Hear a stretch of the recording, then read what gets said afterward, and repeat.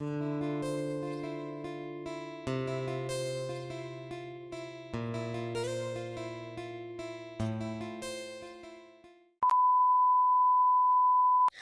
ছিলাম ডক্টর দেখাতে, হয়তো আজকেই লাস্ট চেকআপ। আজকে হয়তো উনি আমাদের ডেলিভারি ডেটটা বলে দেবেন।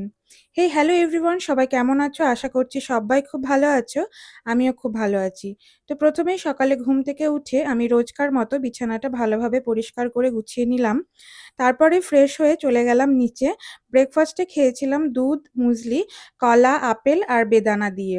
তারপরেই ব্রেকফাস্ট করার পরেই মা আর আমি বেরিয়ে পড়েছিলাম ডক্টরের কাছে। আর আমরা বাড়ির থেকেই টোটো ভাড়া করে গেছিলাম ডক্টরের কাছে। আজকে ছিল আমার চেকআপের ডেট। আজকেই হয়তো উনি আমাদের ডেলিভারি ডেটটা বলে দেবেন। আশা করা যায় আজকেই আমার এটা লাস্ট চেকআপ।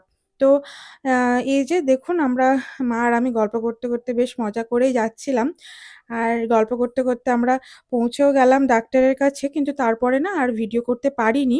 ওখানে ভিডিও অ্যালাউ ছিল না। তো আজকে শুধু যেটা হয়েছিল, আমার ব্লাড টেস্টটাই হয়েছিল, যেখানে সুগার, থাইরয়েড, হিমোগ্লোবিন এগুলো সব টেস্ট ছিল। তো রিপোর্ট সব নরমালি ছিল।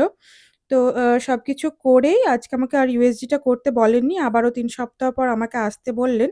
এখন ইউএসজি করার পর আমাকে তারপরে ডেলিভারি ডেটটা বলে দেবেন। তো ডক্টর দেখানোর পর আমরা বাড়ি ফিরে ভালোভাবে ফ্রেশ হয়ে স্নান করে নিয়ে দুপুরের খাবার সেরে ফেললাম। দুপুরের মেনুতে ছিল ভাত, স্যালাড, থোড়ের তরকারি, লেলতা শাক, যেটা কিনা আমাদের এদিকে পাওয়া যায় এবং এটা পাট শাকের মতনই হয় অনেকটা, আর ছিল চিকেন। তো আজকের সবকটা রান্নাই আমার খুব পছন্দের ছিল। তো বন্ধুরা, দেখা হচ্ছে নতুন ভিডিওতে। বাই।